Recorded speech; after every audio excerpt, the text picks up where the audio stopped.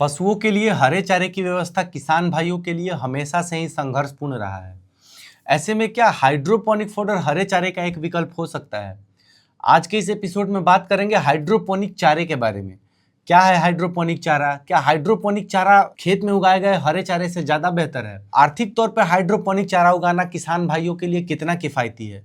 और क्या हाइड्रोपोनिक चारा पशुओं के लिए ज्यादा पौष्टिक होता है? आज इन्हीं सभी बिंदुओं के ऊपर बात करेंगे। नमस्कार किसान भाइयों, खेती बाड़ी में आपका एक बार फिर से स्वागत है।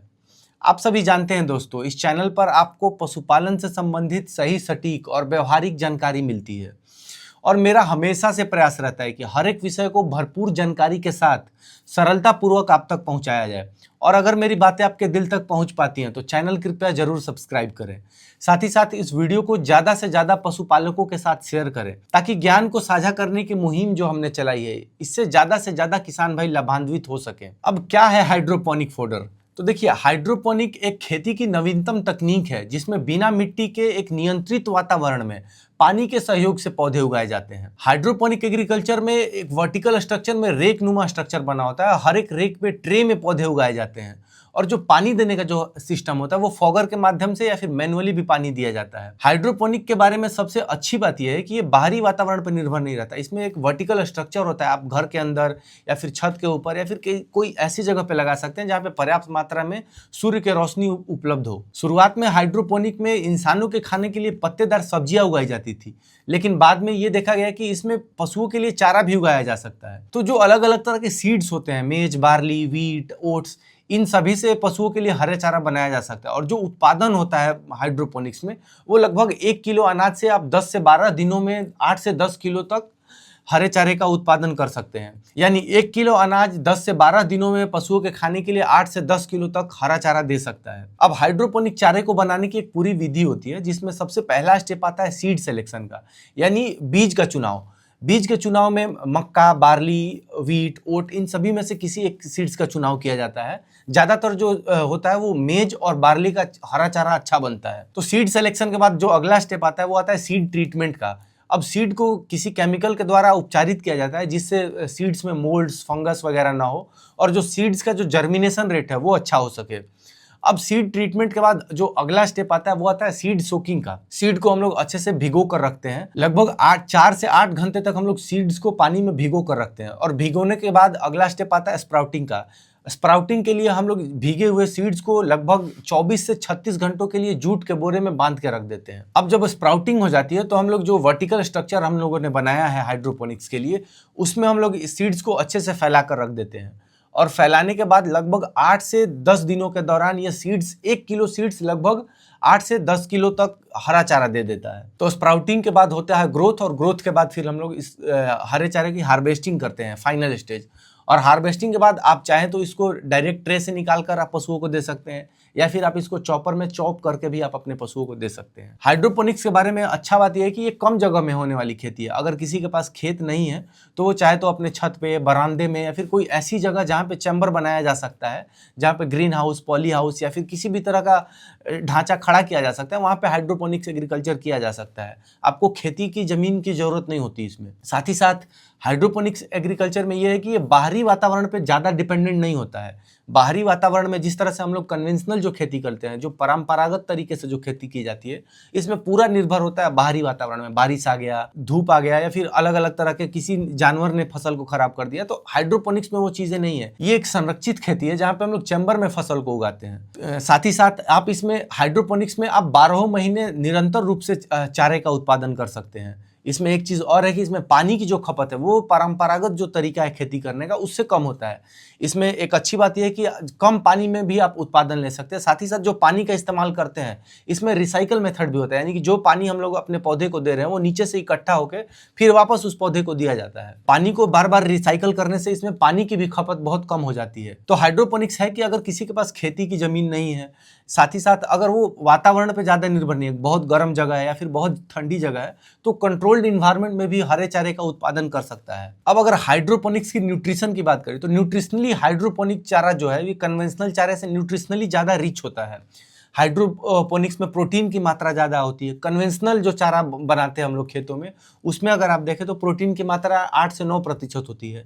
हाइड्रोपोनिक में ये बढ़ के 12 से 15% तक चला जाता है। साथ ही साथ अलग अलग तरह के vitamin, vitamin A, vitamin B, vitamin C, beta carotene, ये सभी की मात्रा बढ़ जाती है। अलग अलग तरह के जो मिनरल्स हैं, calcium, phosphorus, essentials amino acids, इन सभी की मात्रा हाइड्रोपोनिक्स चारे में कन्वेंशनल चारे की तुलना में ज्यादा होती है। साथ ही साथ जो बीज में जो स्टार्च होता है, ये हाइड्रोपोनिक्स में क्या होता है कि एक बायोकेमिकल चेंज के थ्रू जब गुजरता है तो जो बीज का जो स्टार्च है वो सिंपल शुगर्स में टूट जाता है। इसके कारण जो चारा होता है वो ज्यादा मीठा और पशुओं के लिए ज्यादा स्वादिष्ट बन जाता है। हाइड्रोपोनिक्स में आपने देखा होगा दोस्तों कि जो नीचे की जड़ होती है हम लोग उसको भी खिलाते हैं। जो कन्वेंशनल चारा होता है उसमें हम लोग जड़ को नहीं खिलाते हैं पशुओं को, लेकिन हाइड्रोपोनिक्स में सबसे अच्छी बात हो जाती है कि जो जड़ होता है ये बहुत पौष्टिक होता है पशुओं के लिए, ज्यादा मीठा होता है। इसमें अलग अलग तरह के न्यूट्रिशन होते हैं, जो इंजाइम्स होते हैं जो पशुओं के डाइजेस्टिबिलिटी को काफी सुधारते हैं। एमिलेज है, लाइपेज है, प्रोटीज है, ये सारे जो इंजाइम है पशुओं के डाइजेशन के लिए अच्छे होते हैं। तो हाइड्रोपोनिक्स चारा काफी न्यूट्रिशनली रिच होता है, प्रोटीन की मात्रा ज्यादा होती है, विटामिन और मिनरल्स जो कन्वेंशनल चारा है उससे ज्यादा आपको मिलेगा। जो हाइड्रोपोनिक्स का जो जड़ है उसमें आपको एंजाइम्स की मात्रा ज्यादा देखने को मिलती है। तो ये सारी बातें हो गई हाइड्रोपोनिक्स के अच्छाई के बारे में, क्या क्या इसमें अच्छा है, लेकिन ऐसा नहीं है कि इसमें कमी नहीं है, इसमें कुछ कमियां भी हैं जिसके चलते ये उतना वायबल नहीं हो पाता है। तो जो सबसे बड़ी हाइड्रोपोनिक्स में जो कमी देखने को मिलती है वो होता है ड्राई मैटर का और फाइबर कंटेंट का। चूंकि पौधा छोटा होता है और छोटे पे ही हम लोग इसको पशुओं को दे देते हैं खाने के लिए, इसको ज़्यादा बड़ा नहीं किया जा सकता है, तो छोटे पौधे को ही हम लोग देते हैं पशुओं को खाने के लिए। तो इसमें ड्राई मैटर की जो कमी होती है वो होती है। साथ ही साथ फाइबर की मात्रा इसमें जो होना चाहिए वो उपलब्ध नहीं रहता है। इसको समझिए, देखिए जब पौधा छोटा होता है ना तो उसमें प्रोटीन की मात्रा ज़्यादा होती है, जो मिनरल्स वगैरह होते हैं, विटामिन होते हैं, वो ज़्यादा होता है। जैसे जैसे पौधा बढ़ता है तो जो फाइबर कंटेंट है पौधे में वो बढ़ता है। यानी जब हम लोग हरा चारा 60 दिन 90 दिन के बीच में देते हैं तो उसमें फाइबर बढ़ा होता है, लेकिन अब हम लोग क्योंकि ये पौधा 10 से 12 दिनों में आप अपने पशुओं को दे रहे हैं तो इसमें एक तो फाइबर की कमी होती है, साथ ही साथ एक मामला होता है ड्राई मैटर का। इसमें जो है ड्राई मैटर कम होता है। हाइड्रोपोनिक्स चारे में ड्राई मैटर 10 से 12% होता है। वहीं पे अगर आप कन्वेंशनल तरीके से खेत में उगाए गए हरे चारे की बात करें तो इसमें ड्राई मैटर 15 से 20% तक होता है। तो यहाँ पे ड्राई मैटर की भी कमी आ जाती है। हालांकि ड्राई मैटर को हम लोग अलग से न्यूट्रिशनली इसको बैलेंस कर सकते हैं, लेकिन हाँ ड्राई मैटर एक इसका ड्रॉबैक्स है जिसमें ड्राई मैटर में कमी देखने को मिलती है। साथ ही साथ फाइबर में कमी देखने को मिलती है, लेकिन न्यूट्रिशनली यह चारा काफ़ी रिच होता है। मिनरल्स, विटामिन, प्रोटीन ये ज़्यादा होता है क्योंकि चारा छोटा होता है। चारा जैसे जैसे बढ़ेगा प्रोटीन की मात्रा कम होगी, फाइबर और ड्राई मैटर उसका बढ़ता है। अब इसका एक फायदा भी है फाइबर कम होने का। देखिए प्लांट जैसे जैसे बड़ा होता है इसमें लिग्निन की भी मात्रा बढ़ जाती है, फाइबर बढ़ता है, साथ ही साथ लिग्निन भी बढ़ता है। लिग्निन जो होता है इनडाइजेस्टेबल फाइबर होता है, तो लिग्निन भी बढ़ता है। अगर प्लांट पूरा मैच्योर हो गया तो लिग्निन की मात्रा ज़्यादा हो जाती है। प्लांट एकदम छोटा है तो फाइबर की मात्रा कम होती है।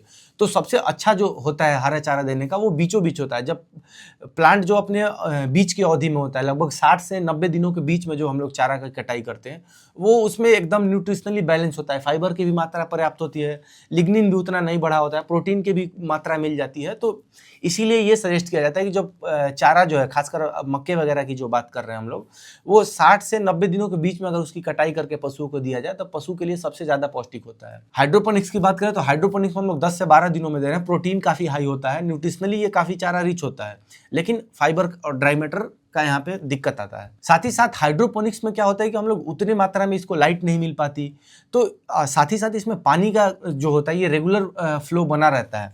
तो इसमें क्या होता है कि फंगल ग्रोथ होने का भी ज़्यादा चांस होता है। अगर हम लोग सीड को अच्छे से ट्रीट ना करें तो इसमें फंगल ग्रोथ, माइक्रोबियल ग्रोथ होने का ज़्यादा खतरा बना रहता है। तो इससे जो चारा है उसमें माइकोटॉक्सिन्स की मात्रा बढ़ जाती है अगर इसको अच्छे से ट्रीट और मैनेज ना किया जाए तब। हाइड्रोपोनिक्स का जो चारा का जो मैंने ऊपर ट्रीटमेंट की बात की थी, सीड्स के ट्रीटमेंट की, तो इसमें हम लोग कैल्शियम हाइपोक्लोराइड का ट्रीटमेंट करते हैं। कैल्शियम हाइपोक्लोराइड को लेकर पानी में घोलकर इसका जो सॉल्यूशन होता है हम लोग 0.1% का सॉल्यूशन बनाते हैं और इसको 1 घंटे तक उस बीज को उसमें भिगो कर रखते हैं।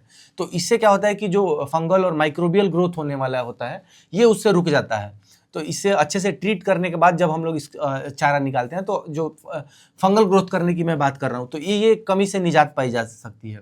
साथ ही साथ जो ड्राई मैटर का है, तो ड्राई मैटर का एक और तरीका होता है कि जब ये चारा 10 दिनों का होता है तो इसमें पानी बंद कर दीजिए।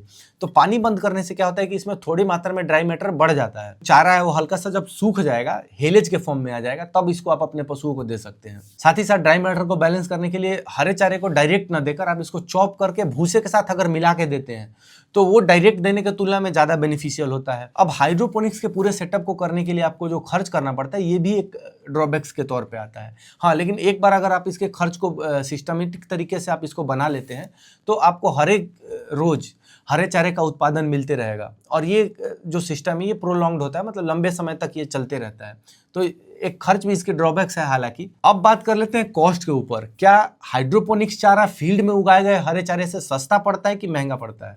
तो देखिए, जब हम लोग फील्ड में हरा चारा उगाते हैं, खेती के माध्यम से जब हरा चारा उगाते हैं तो वहां पे 1 किलो अनाज कई 100 किलो हरे चारे में बदलता है।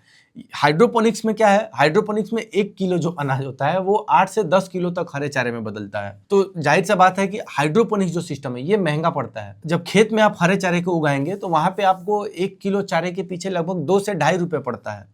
और अगर आप हाइड्रोपोनिक्स की बात करें तो हाइड्रोपोनिक्स में आपको जो खर्च आता है वो लगभग 4 से 6 रुपए के बीच में आता है। 4 से 6 रुपए ये रेंज इसलिए बता रहा हूँ क्योंकि ये डिपेंड करता है कि आप किस तरह से उसको मैनेज करते हैं। अगर आप लेबर रख ले रहे हैं तो 6 रुपए तक चला जाएगा, और बाकी सारी चीज़ों को अगर आप बेहतरीन तरीका से मैनेज करते हैं तो लगभग 4 रुपए के आसपास इसका कॉस्ट आता है। तो ये बात तो है कि हरे चारे की तुलना में जो हाइड्रोपोनिक चारा है ये आपको महंगा पड़ता है, लेकिन हाँ ये जो रेट है ये भूसे के आसपास का होता है, तो इसको बेयर किया जा सकता है। अब सवाल आता है कि क्या हाइड्रोपोनिक चारा पशुपालन के लिए कारगर है? ये तो है कि हाइड्रोपोनिक चारा एक ऑप्शन तो है हरे चारे का, क्योंकि हरा चारा का जो उपलब्धता है ना वो उस तरह से नहीं हो पाता। इसकी खासियत यह है कि अगर किसी के पास खेत नहीं है या फिर उसके पास जो हरे चारे उगाने की भूमि नहीं है, वो शहर में डेयरी फार्म किए हुए, तो हाइड्रोपोनिक चारा एक विकल्प हो सकता है। साथ ही साथ अगर गाय भैंसों की अगर ना बात करें, छोटे जो फार्म्स होते हैं जैसे मुर्गियों के फार्म्स हो गए, गोट फार्म्स हो गए, तो वहां के लिए हाइड्रोपोनिक चारा एक अच्छा ऑप्शन हो सकता है। साथ ही साथ गांव में भी ऐसा होता है कि बरसात के दिनों में खेती नहीं हो पाती, या फिर ऐसे बहुत सारे जगह है जहां पे खेती नहीं हो पाती, तो वहां के लिए हाइड्रोपोनिक चारा बेशक एक अच्छा ऑप्शन है पशुओं के हरे चारे के लिए। एक ऑप्शन ये भी है, सबसे अच्छा ऑप्शन ये है कि आप इस पे पूरी तरह निर्भर ना हो कि आप इसको हाइब्रिड फॉर्म में ले सकते हैं, यानी कि आपके पास दोनों ऑप्शन मौजूद हैं। आप खेत से भी हरा चारा ले रहे हैं और यदा कदा जब आपके पास खेत का ऑप्शन न मौजूद हो तब आप हाइड्रोपोनिक्स चारे का इस्तेमाल करके चारा का उत्पादन कर सकते हैं। इसमें क्या है कि हाइड्रोपोनिक्स में आपको एक सिस्टम के तहत चलना होता है। आपको सबसे पहले आपका रिक्वायरमेंट कैलकुलेट करना होता है कि आपको कितने हरे चारे की रोज जरूरत है, उसके हिसाब से आप अपना सिस्टम बनाएंगे। उसी हिसाब से आप रोज के जो सीड का सोकिंग है वो करेंगे, सीड को भिगोएंगे, स्प्राउटिंग करेंगे और एक सिस्टम के तहत उसको डालेंगे ताकि रोज नियमित तौर पे आप एक समान मात्रा में हरे चारे की उपलब्धता हो सके। तो हाइड्रोपोनिक सिस्टम ऐसा नहीं है कि पूरा खराब है और ऐसा नहीं है कि ये पूरी तरह से निर्भर होने लायक है। इसमें आपको अपने समझदारी और अपने सूझबूझ के तहत अपने रिक्वायरमेंट के हिसाब से इसका चुनाव करना होता है। हाँ, ये है कि एक अच्छा ऑप्शन है, ऐसा नहीं है कि आप इसको पूरी तरह से नकार सकते हैं।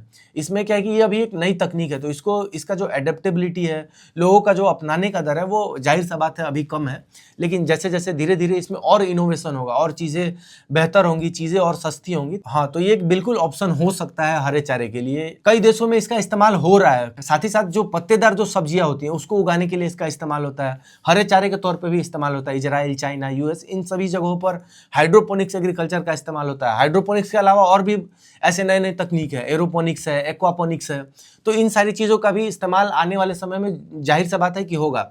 तकनीक नहीं है, समय लगेगा, लोगों को एडेप्टेबिलिटी लो है, समय लगेगा, लेकिन हाँ ये एक ऑप्शन हो सकता है। लेकिन भारत जैसे राज्यों के साथ ये है कि हम लोग कृषि प्रधान देश हैं, हमारे पास खेत की मौजूदगी है, एक बड़ा पॉपुलेशन खेती बाड़ी में संलग्न रहता है, तो इस तरह की जो अभी टेक्नोलॉजिकल चीज़ें हैं थोड़ी सी हमारी पहुंच से दूर होती हैं, लेकिन आप इसको ऑप्शन के तौर पे कंसीडर कर सकते हैं। तो ये बातें हो गई हाइड्रोपोनिक चारे के बारे में। इस वीडियो में इतना ही रखते हैं। इस वीडियो को ज़्यादा से ज़्यादा पशुपालकों के साथ साझा कीजिए। इसी तरह से सीखने का कार्यक्रम जारी रखिए। मैं आपसे पुनः मिलता हूँ अगले वीडियो में। इस वीडियो को देखने के लिए बहुत बहुत धन्यवाद दोस्तों।